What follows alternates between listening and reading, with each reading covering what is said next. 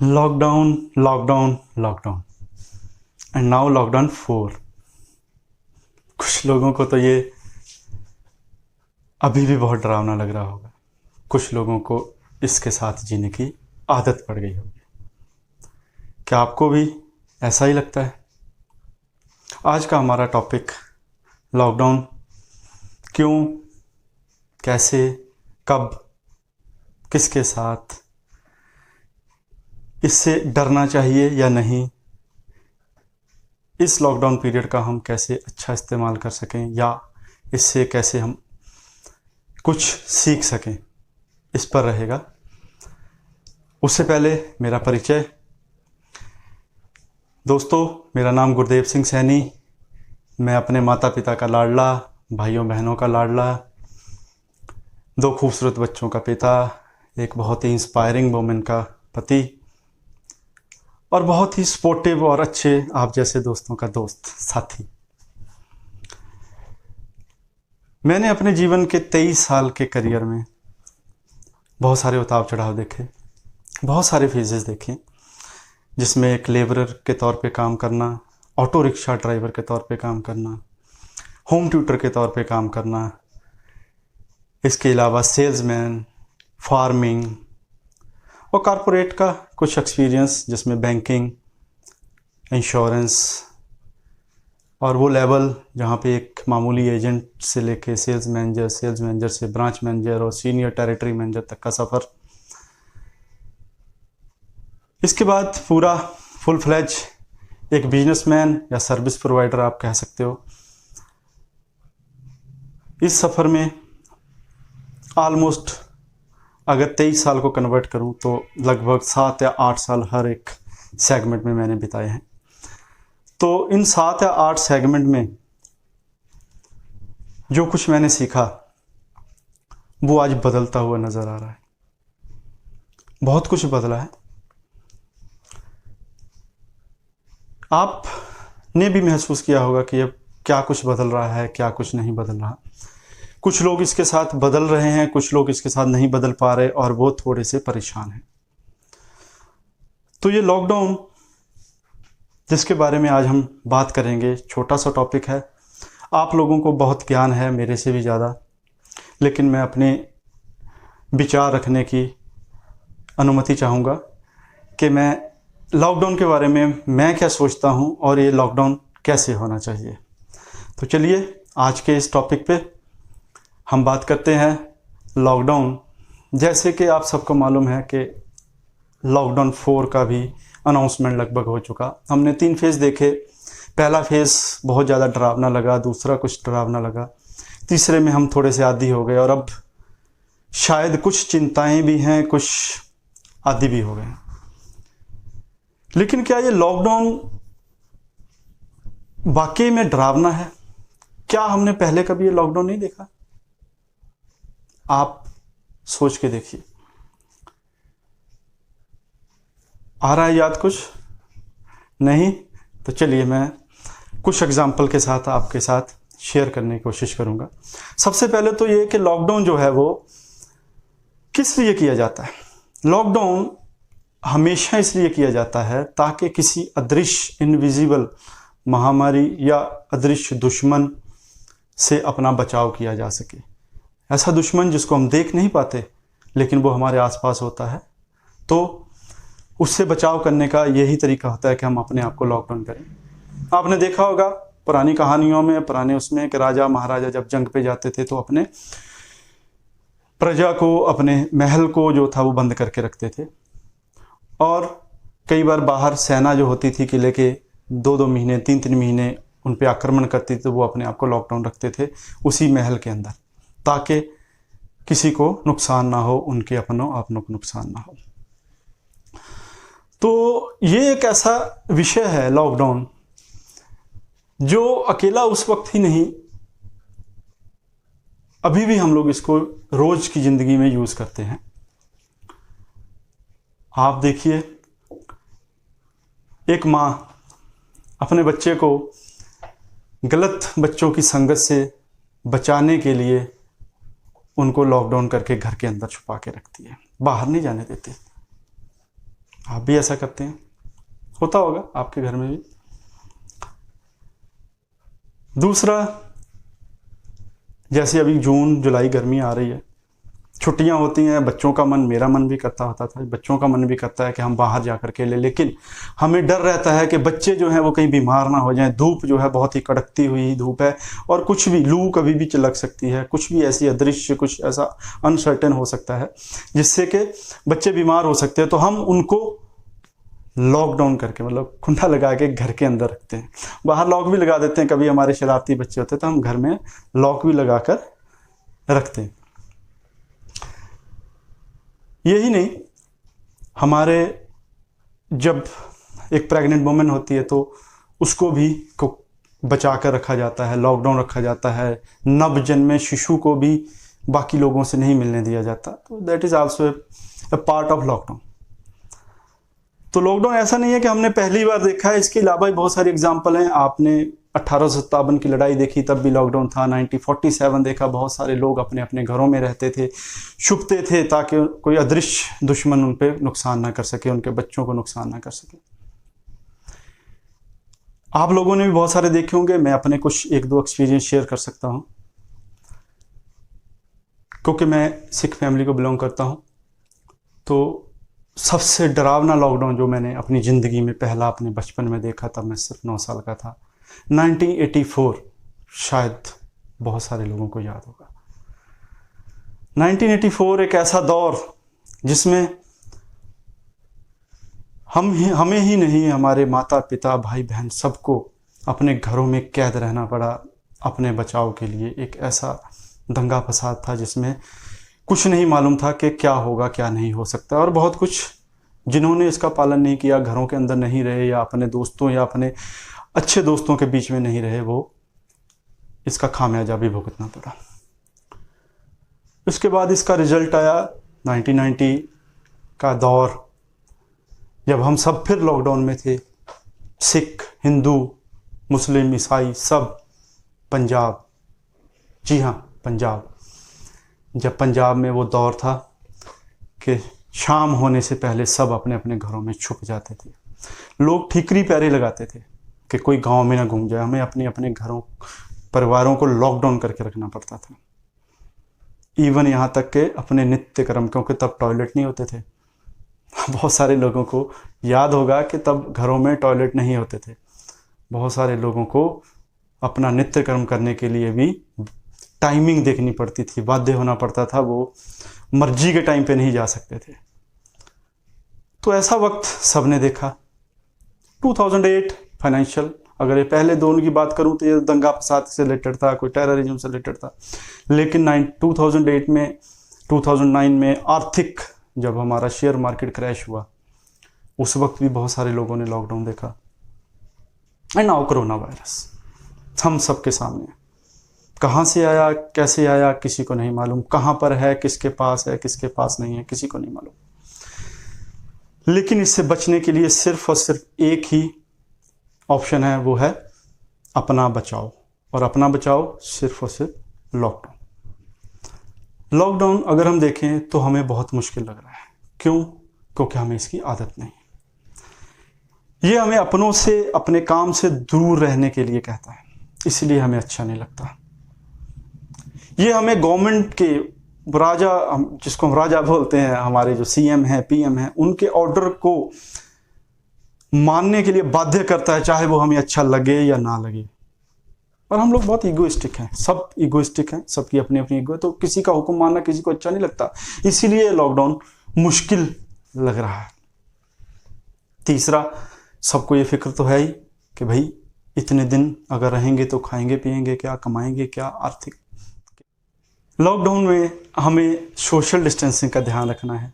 Lockdown में हमें बहुत सारे ऐसे रूल्स एंड रेगुलेशन फॉलो करने हैं जिसमें हम अपना बचाव, अपने परिवार का बचाव, अपने दोस्तों का बचाव, अपने सभी साथियों का बचाव कर सकें। मुश्किल है क्योंकि आज तक हमने ऐसा सीखा नहीं, ना हमें सिखाया गया, क्योंकि हमें तो आज तक सिर्फ मूवमेंट सिखाई गई। लॉकडाउन एक मूवमेंट है, लॉकडाउन एक मूवमेंट है। अगर हम इसको कंपैरिजन करें तो एक मूवमेंट है, लेकिन हमें आज तक ऐसे मूवमेंट की आदत ही नहीं है।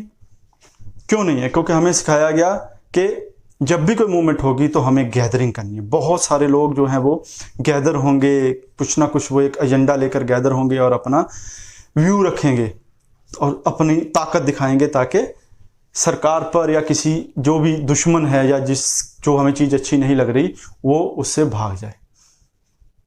बहुत सारी मूवमेंट रही हैं, गांधी जी इसका हिस्सा रहे, बहुत सारे लोगों को इकट्ठा किया है हमने आज़ादी की लड़ाई में लाला जी के साथ, और अभी भी पॉलिटिकल मूवमेंट्स होती हैं। अभी हमने पीछे निर्भया केस में भी बहुत सारी मूवमेंट करी। तो जब भी कुछ हमें अब किसी दुश्मन के खिलाफ बोलना होता है तो हमारी आदत है कि हम इकट्ठा होकर करते हैं, और यहाँ पर उसके बिल्कुल उल्टा करना पड़ रहा है। हमें सोशल डिस्टेंसिंग यानी सबसे अलग रहना पड़ रहा है। इस कारण से हमें ये मुश्किल लग रहा है। तो मुश्किल तो है, लेकिन एक चीज मैं आपको बता दूं कि जब जब मुश्किल दौर आया है, जब जब भी मुश्किलात आए हैं, जब जब भी कोई बहुत बुरी घटना हुई है, तो उसके बाद बहुत कुछ अच्छा हुआ है। एक नया आगाज होने का, एक नया दौर शुरू होने का इंडिकेशन होता है। मेरी सोच है, और ये सोच मेरी बिना तर्क के नहीं है। मैं आपको छोटी सी एग्जांपल के साथ सिखाऊंगा, क्योंकि हम लोग हिंदुइज्म से बिलोंग करते हैं, हम लोग पंजाबीज्म से बिलोंग करते हैं, मुस्लिम हैं, ईसाई हैं। हम लोग गॉड को बहुत मानते हैं। गॉड बोल लें, भगवान बोल लें या कुछ भी बोल लें, ठीक है। हमारे पंजाबी में, पंजाबी ग्रंथों में कहा जाता है, करे करावे आपे आप मानस के कुछ ना ही हाथ, कि भगवान जो भी करता है वही सब कुछ करता है, इंसान के हाथ में कुछ नहीं है, और वो जो करता है वो अच्छे के लिए करता है। गीता की एग्जांपल लूं तो गीता में जो हो रहा है अच्छे के लिए हो रहा है, जो होगा वो अच्छे के लिए होगा। एक छोटी सी आपको एग्जांपल देता हूं, कहानी आपको पसंद आएगी, शायद इस मुश्किल वक्त में आपको थोड़ा सा हौसला भी दे के आप इसको अच्छे से निकाल सको। हम सबको मालूम है कि हमारी धरती जो है उसको बनाया किसने, क्रिएटर कौन है, नाश किसका होता है। ये मनुष्य जीवन है, इसको बनाने वाला ब्रह्मा, चलाने वाला विष्णु, और नाश करने वाला, डिस्ट्रॉय करने वाला महेश यानी शिव भगवान। हमारे हिंदू धर्म में ऐसी मान्यता है। सेम अगर हम गॉड के इंग्लिश में देखें तो जी फॉर जनरेटर, मतलब ब्रह्मा जनरेट करते हैं, पैदा करते हैं। ओ फॉर ऑपरेटर यानी हमारे श्री कृष्ण भगवान जो कि सारी जिंदगी के ऑपरेशन के ऊपर कंट्रोल करते हैं। डी फॉर डिस्ट्रॉयर यानी हमारा नाश, अंत, जिंदगी का अंत या किसी भी चीज का अंत। तो इसमें से एक छोटी सी बात निकल के आती है कि अगर ब्रह्मा क्रिएटर हैं, विष्णु ऑपरेटर हैं, वो डिस्ट्रॉयर हैं शिव जी, तो हमारा जो है वो इसके आगे क्या, नाश के बाद क्या? क्योंकि ये तो 3 स्टेज हो गई। मैं आप सबसे पूछता हूं, क्या कभी किसी ने ब्रह्मा जी के बच्चों के बारे में या उनके आगे और पीढ़ियों के बारे में ज्यादा जाना या पता लगा? शायद नहीं। क्या किसी को हमारे कृष्ण भगवान, हमारे जो विष्णु भगवान है, माना जाता है उन्होंने बहुत सारे अवतार लिए धरती पर बुराइयों का नाश करने के लिए, तो क्या उस भगवान विष्णु के जो भी आगे वंशज थे उनके बारे में हम आगे कुछ ज़्यादा जान पाए, या उनके बारे में कोई आगे उनका नाम लेता है? शायद नहीं, बहुत कम। हमारे डिस्ट्रॉयर भगवान श्री शंकर, शिवजी भगवान जिनको हम कहते हैं डिस्ट्रॉयर, उन्होंने जब नाश किया तो उन्होंने साथ ही साथ एक उत्पत्ति करना हुआ। हम सभी श्री गणेश जी को जानते हैं। हमारे सबका जो लॉजिक है, हम कोई भी नया काम शुरू करते हैं तो श्री गणेश को पूजते हैं, या आगे कहते हैं कि चलो इस काम का श्री गणेश किया जाए। तो गणेश जी एक शुरुआत, एक नई शुरुआत की एग्जाम्पल हैं। तो कर्ता जो है विष्णु भगवान, उनके बच्चों जो क्रिएटर हैं मार ब्रह्मा जी, उनके बच्चों का नाम कहीं पे हम यूज़ नहीं करते। लेकिन जब इस जिंदगी का अंत हो जाता है या इसका किसी भी चीज़ का, किसी भी एक स्थिति का, एक टाइमिंग का अंत होता है, तो उसके बाद में एक नई शुरुआत के तौर पर हम लोग श्री गणेश करते हैं। तो भगवान शिव ने हमें ये भी सिखाया है कि जब जब भी नाश होगा, जब जब भी कुछ ऐसा होगा जो कि अच्छा ना लगे, तो उसके बाद में एक बहुत अच्छी शुरुआत होगी। एग्जाम्पल और भी हैं हमारे, अगर हम देखें हमारी ज़िंदगी में हमने पढ़ा है वर्ल्ड वॉर जो है वो सबसे बड़ी, या कोई महामारियां हैं वो सबसे बड़ी डिस्ट्रॉयर रही हैं। तो वर्ल्ड वॉर 1 में क्या हुआ? वर्ल्ड वॉर 1 में जर्मनी को बिल्कुल ख़त्म कर दिया गया था, पता है? जी हाँ, वर्ल्ड वॉर 1 में जर्मनी ख़त्म हो गया। लेकिन जब वर्ल्ड वॉर 2 आया तो सबसे ज़्यादा ताकतवर कौन था? जी हाँ,